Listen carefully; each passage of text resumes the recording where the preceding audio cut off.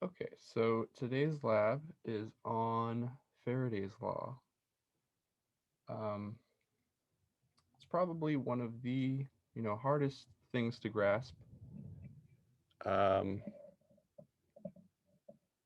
and I think this is one of the last concepts of E&M. So from here on, it'll be more of like we're going to transition into light and then into some waves. So we only have a few more labs left in the semester. Let me see. Let me actually go to the screen. I think, yeah, only three, three or so labs left. Next week is spring break, so no lab next week. But then it's just a small little bit. You guys try to keep getting as much points as you can throughout the labs, and you should be good. Let me share my screen, and we'll go over the instructions for today. That, that. Okay. So for today, we're going over Faraday's law. It's a rather short lab, um, as you've seen in the pre-lab. Let me also go over it just a little bit. So going into the instructions, we'll see that it's pretty much same as normal. Introduction at the top. The thing that's different about this lab, I'm trying just a little bit different, is I have now in the sections how many points it's worth. So part one is total worth 16 points. Um, and the point values are listed on each individual question. So let me know what you guys think about that.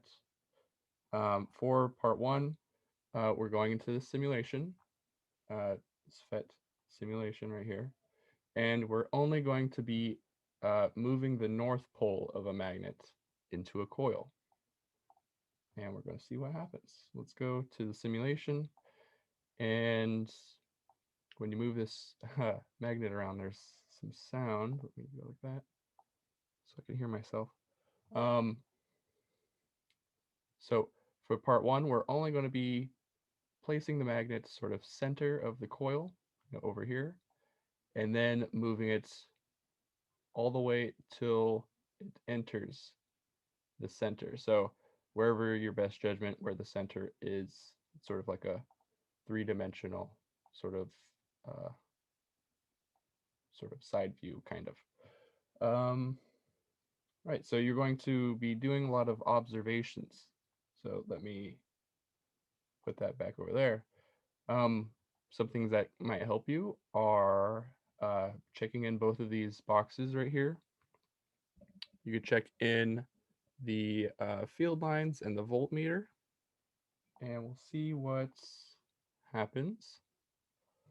So these field lines are permanent around this permanent magnet, and we can see how does or how do the field lines sort of flow through the coil. That's sort of the point of today's lab. So I'll go over this in just a moment on my notes, and then you can read voltages, just sort of like a positive and minus. Um, it's going to be a very qualitative lab, so no values, just observing what's going to happen. So you're going to use words like increasing, decreasing, um, moving into the coil, moving away from the coil, things like that. It's very descriptive words. So let's go here. Right, so that's for the first part. The second part, we are going to be, I think we're going to move it through and then place the magnet in the center. And we're going to be rotating the magnet. Let me turn these off so I don't spoil anything. So as we can place this in the center, and to rotate, you're going to be pressing this sort of button down here, and you will kind of imagine you're flipping it instantaneously. So it's flipped immediately. It's pretty impossible to do it immediately like this, but um, that's what we have. Let's go with the instructions. Okay, again, reading some observations. And that's most of what's going to be on the simulation. So there's some final questions right here for the simulation. And I want to make it clear that this part 3 right here, this entire part 3, uh, is going to count as the conclusion. So you don't have to make an additional one at the very end. So, um, right at the very bottom, you don't have to add a separate paragraph. But for part 1, it's kind of a you know uh, sort of related to what we just did, but see the big thing, part 10, for 10 points, is this sort of small little research, paragraph. Think of it as a small essay. Um, what you're going to do is you're going to look up some large scale electricity storage. Um, you're going to describe 3 methods, and you're going to try to persuade someone to lean towards a specific type of your choice.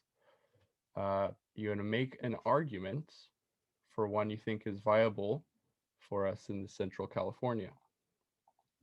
So this is sort of like a research and persuasive essay, sort of wrapped into one, and it's just going to be one sort of real nice paragraph. It's worth 10 points, so it's worth half of part 3 by itself. Okay, so that's all on you. Whatever sort of things you find, right, again, consider cost, convenience, and your own uh, position. So it's sort of like your own opinion, but make it formal. You're going to try to persuade the reader. So not just me, you're going to persuade someone who has no idea what you're talking about. So you're going to try to walk them through what you're talking about. Okay, so for this, I had a question earlier about like sources. You could just like state like the URL that you found. It could be just like a website, and you don't have to make a formal works cited or anything. Just like underneath the paragraph, you could give me your sources. Okay, then it says right here, next go to prowritingaid.com. And what we're going to do is use this website. You're going to make a free account, so you don't have to pay for this. You're going to use the free trial. And you're going to copy that paragraph that you just typed. You're going to copy and paste into the website.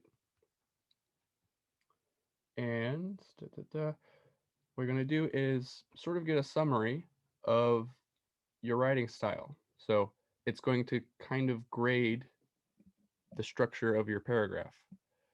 Uh, so you're going to insert a screen capture of this summary. Where does it say that? It says it right here. Insert screen capture. Okay, so it's going to judge, uh, run-on sentences, could fix some grammar, things like that. You're going to just uh, upload a screenshot here, and then it's going to give you some sort of tips on how to fix this and highlight specific areas. And what you're going to do is you're going to go in and try to fix a majority of those problems. You don't have to fix all of the problems. It says right here, just a a significant amount, and then upload a new summary, a picture of the new summary, your new and improved paragraph. And that is basically it. I feel this sort of, as the semester wraps up, this sort of writing tool can help you for, other classes. If you are having to write something, you could just copy it into here and see how you're doing. Okay, and then again at the bottom, there's this evaluation of the lab instructions. Okay. Um, are there any questions on this lab or the procedure? Okay. Let me switch over to the notes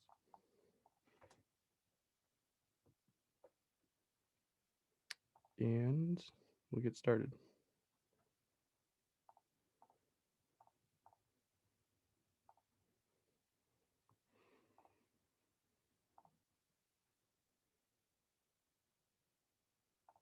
Okay. So I have a few things already up so I don't have to spend time doing that. Today's lab is on Faraday's law. Let me go at the top. Faraday's law. Okay. Um,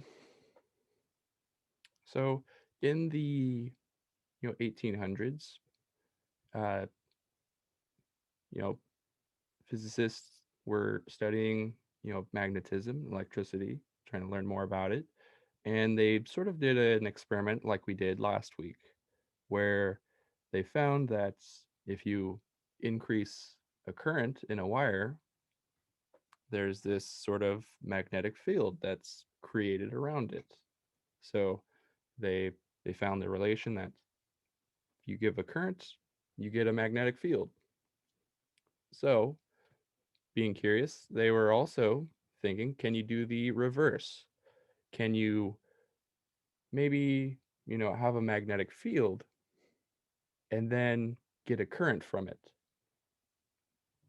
So, a lot of scientists went out to kind of investigate, and it wasn't until Michael Faraday invented his own sort of experiment. He's a very good experimentalist.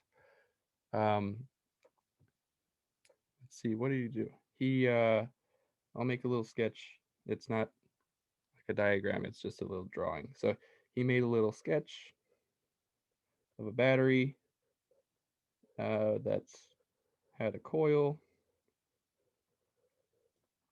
So this is sort of a circuit with a switch right here.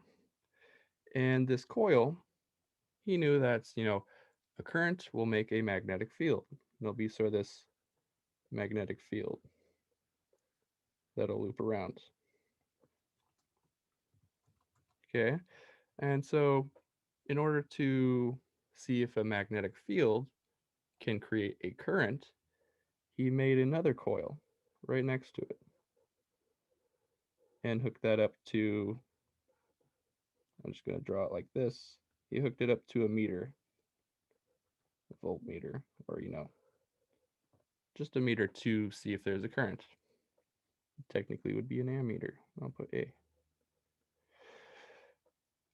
So what he did, he closed the switch, he turned it on, he turned the circuit on, and this coil produced a magnetic field and that stayed on, and only for a split second would there be uh, a current produced in this meter right here. But then it'd go back to zero. And he's wondering why it went back to zero. So he turned off he turned off this circuit, and right when he turned it off, the meter jumped up again. And there was a magnetic field right when he turned it off. That was very interesting. He was trying to discover sort of why this was happening, why only when he turned it on and only when he turned it off was there a current flowing in this wire. So that's my little sketch. What he figured out, I'm going to erase this. What he figured out was that it wasn't a consistent magnetic field that created the current, it was a changing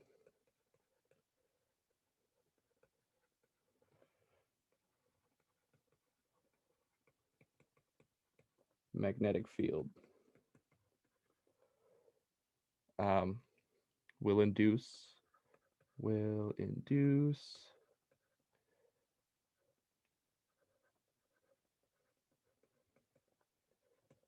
an EMF, so electromotive force.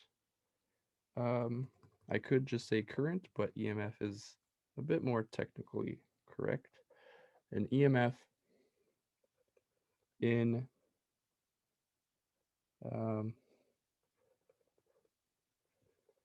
a loop of wire.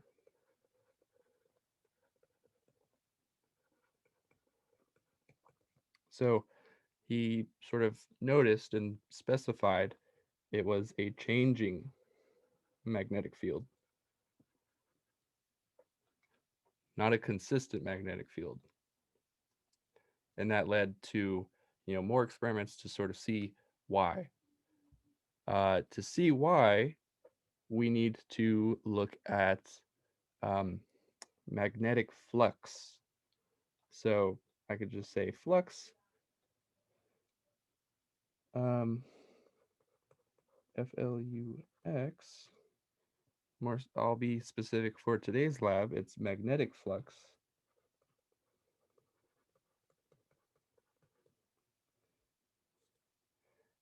I don't like that, so I'm gonna put it like this.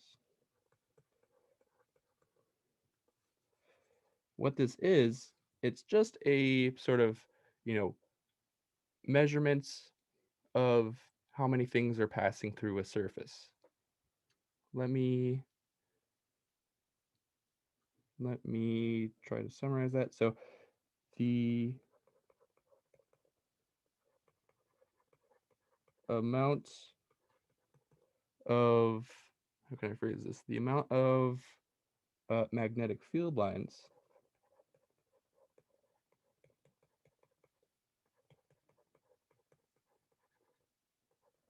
field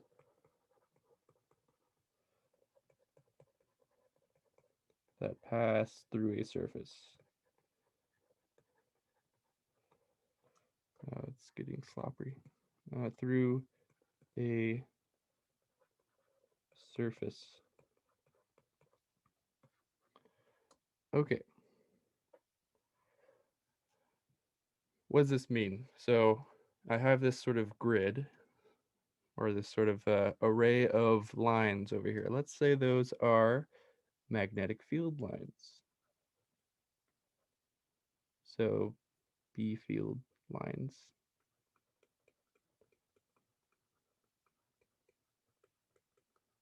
Okay. They're all pointing the same direction.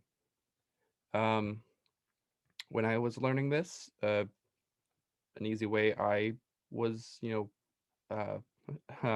of introduced to this was think of this as a flowing river. This is the direction of the water flowing down a river. Magnetic flux, where is it?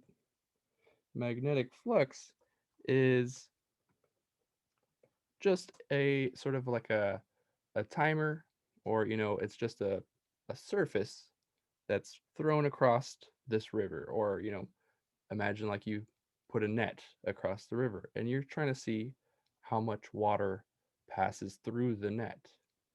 That's what I'm talking about when I say surface. So it's like this, infinitesimally small net. Let me make that blue. Okay.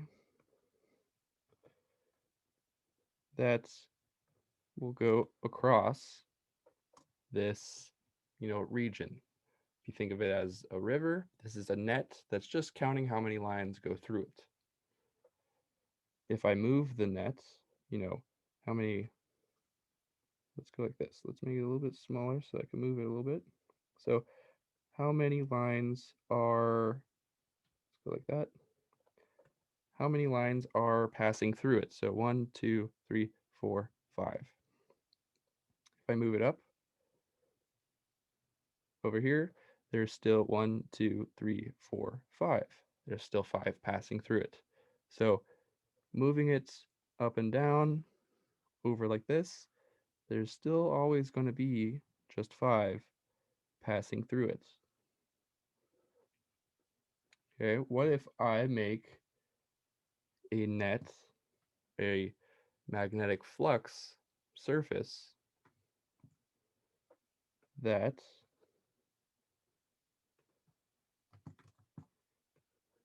let's go like this. That is maybe a bit smaller. Okay, now I can only ever count 2. So 2, 2, 2. So the size of this surface matters. What else can I do with this magnetic flux surface? So maybe I could rotate this. Let's take this big one and copy, paste. Let's say I rotate it like that. Now how many lines are passing through? Let's go like this. Nope, not what I want to do. Now how many lines are passing through the surface?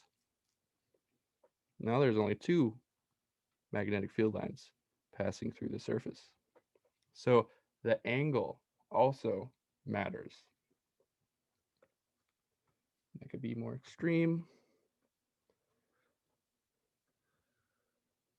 Make it flat like this. So this is a net that is sort of head on in the river. It's not going to catch anything in that net. No water is going to pass through it because it's at the wrong angle. So why do we need to know this? It's going to lead into the next section. Let me real quick write down, holy moly. Let me write down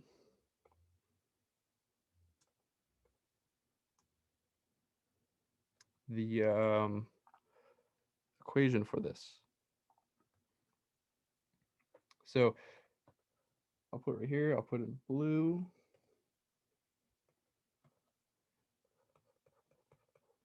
The size and orientation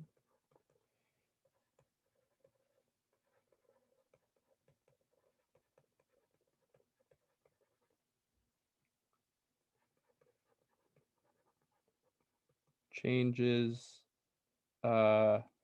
changes the amount of field lines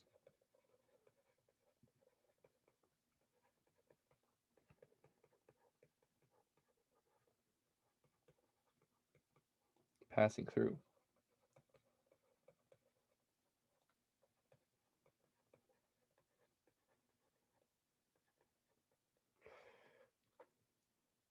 Okay, the equation for this, we're not going to use, but you might see somewhere else, is this is a phi, capital Greek letter phi, B. So this is flux. This is just, how many things are passing through this net. It's determined by the strength of the magnetic field times the area of the surface, how big it is, times cosine theta. So its angle, its orientation. Real quick, I'll do so like if this is up and down like this, its angle is pointing outward like that. It's perfectly lined up with the field lines. Angle is 0 degrees. So if we have cosine of 0 degrees, that's 1. So that's, maximum. Let's look at example down here. So this is perpendicular, so 90 degrees right there to the field lines. That is 90 degrees. Cosine of 90 degrees is 0. That's why you have this is 0, so there's no flux going through this surface. Okay. Now, there's a lot of that seemed like a big detour. Why did I start talking about magnetic flux all of a sudden? Let's go like that. Well, it's the changing magnetic field that creates this current in a wire. So in order to sort of represent that, we need to look at the magnetic field as those field lines. And an easy way to think of it is just counting the difference in field lines as you have this sort of flux surface. You're counting how many lines are passing through, and you see if it's increasing or decreasing. Hopefully this next part will make that a bit more clear. This is going to be on Lenz's law.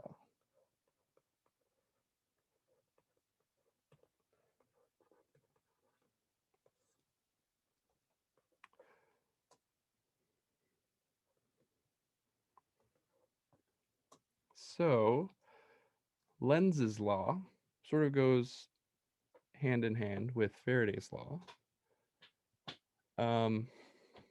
It says that the magnetic field, or maybe I can phrase this better. Let's see. Let me phrase it like this. The induced current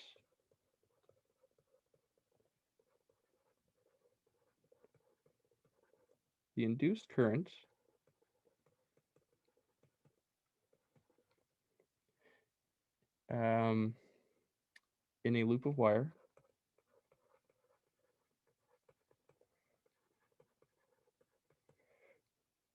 will create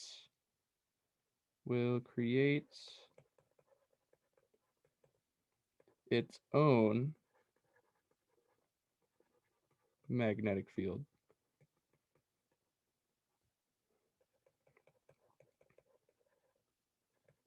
that opposes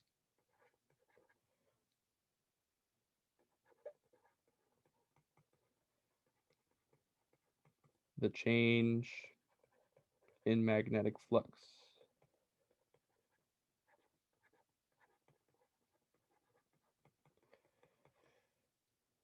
Put over here, flux.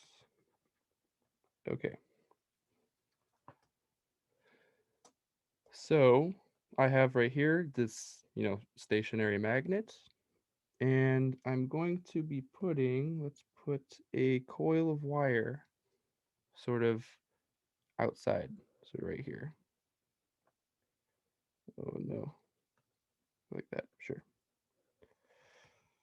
Not what I wanted to do. Okay. We need to do this. So we have this coil of wire. We're looking sort of at the side. I'll put it right here. And let me have another one down here. And another one down here. So this is going to be like the same coil of wire. I'm just going to look at 3 different positions. So let's look at position 1. That's this up at the top.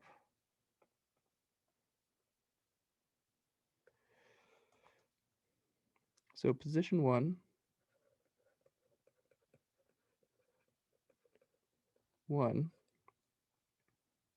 actually let me move the the coil first.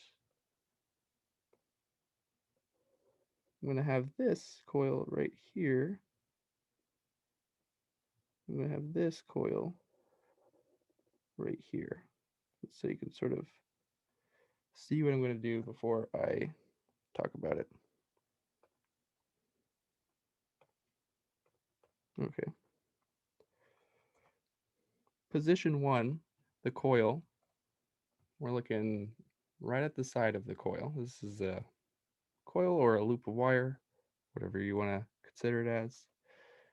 It's, away from the magnet. It's far away. So it has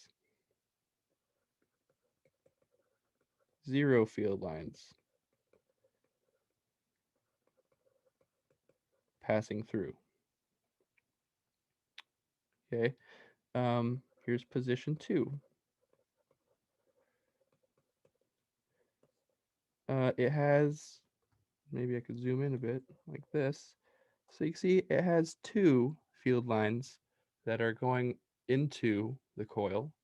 As I move the coil in, now it has 2 field lines going through. 2 field lines. And position 3.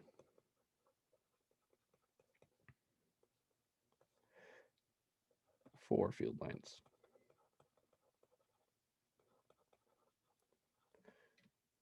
Okay. So now let's see. I wanted to make this sort of side view. It's helpful. Let's say we look at it sort of head on. If we are sort of right behind the magnet, here's our eyeball, and we're looking, head on. And let's say we go, there we go. Let's say we go steadily from position 1 to 2 to 3. So we're going from 1, 2 to 3. So in position 1, there's no field lines within that, region. We're going to consider that the flux surface is the interior of the coil. So I'm going to say 0 field lines.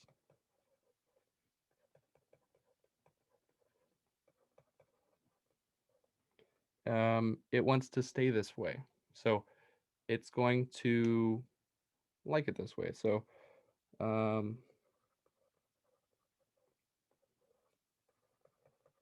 stay this way. But then, I'm steadily moving the coil closer to this magnet. And it goes from here, where it has 0, to something that's different. There's change happening. Doesn't like change. So in position 2, this is 1. In position 2, it senses these 2 magnetic field lines going into the coil. I'm going to make those black like this. So it senses, do it like that. So there's a change in flux going through this surface right now. So change in flux. So I'm just going to say it wants to resist, or yeah, I'll say it wants to resist change. So it's just a conservation of energy.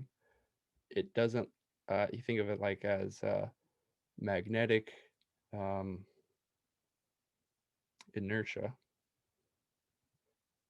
That's probably not a helpful uh, relation, but think of it as uh, it wants to stay the way it was. So it will create its own current in this loop of wire. So it doesn't like this change. It doesn't like these 2 field lines going in, it's going to try to cancel those out. In order to cancel them out, it's going to want to create a magnetic field that's pointing out to try to cancel those. So these are the dots. They're pointing out to us. In order to make this magnetic field, it has to make this current. And using the right-hand rule, the current has to be clockwise. Counterclockwise.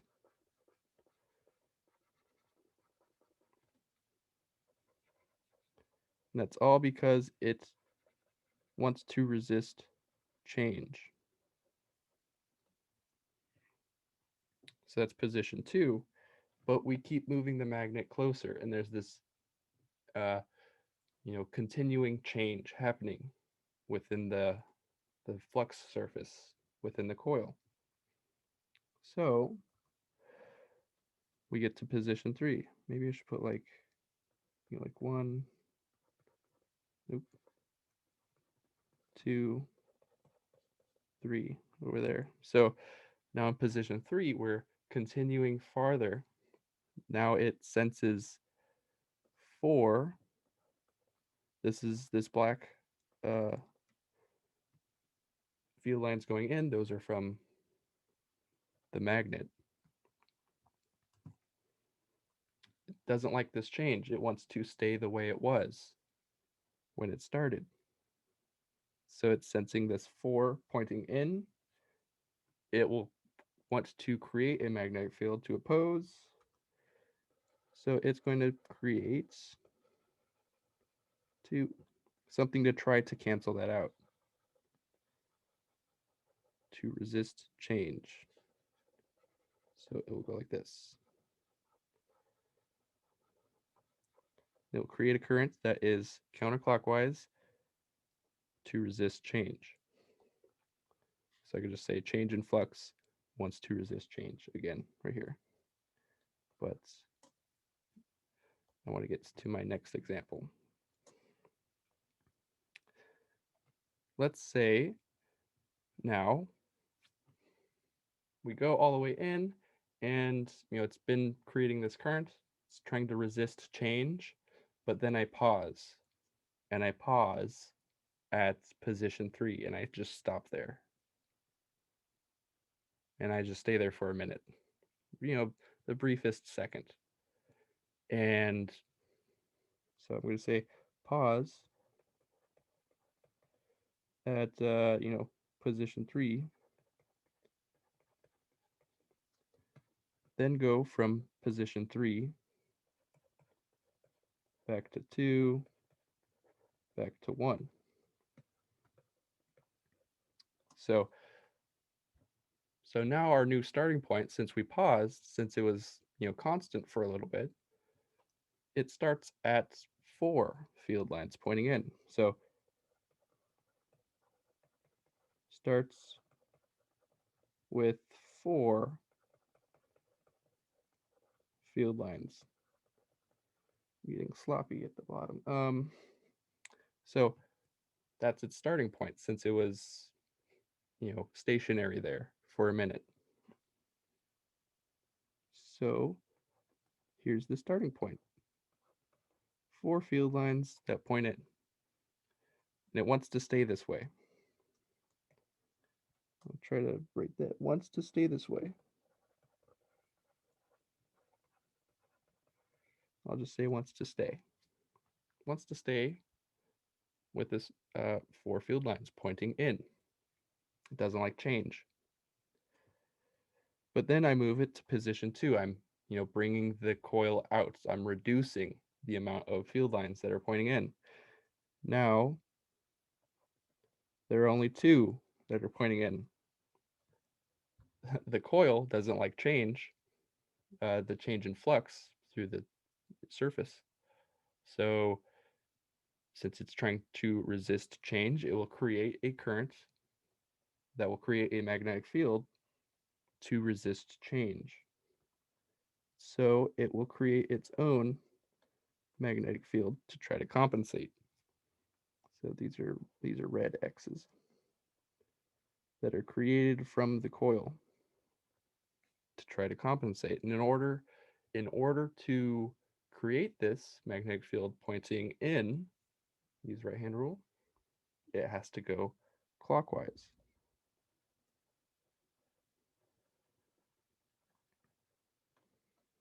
That's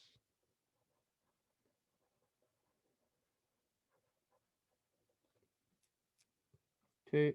I'll say, and I'll do it again. So it senses this change in flux.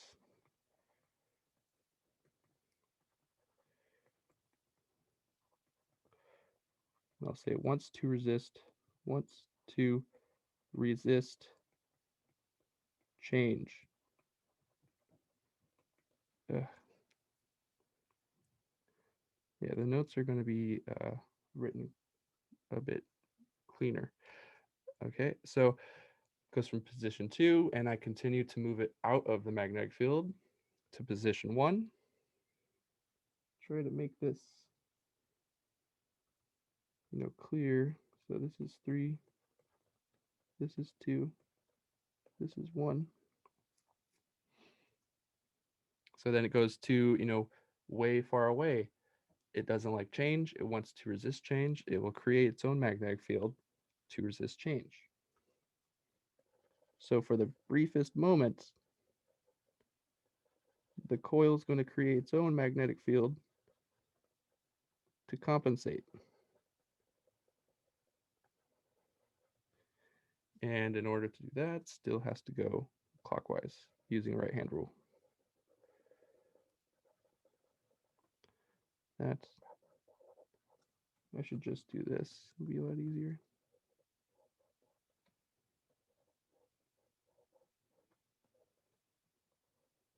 Okay, so that's Lenz's law,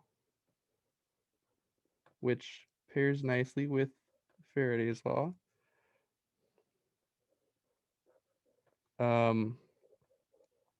Hopefully this will help on, the lab and whatever sort of things you're doing in lecture.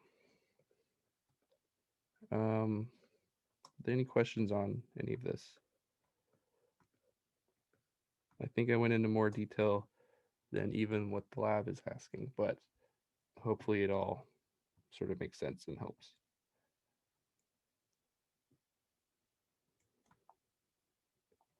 There we go.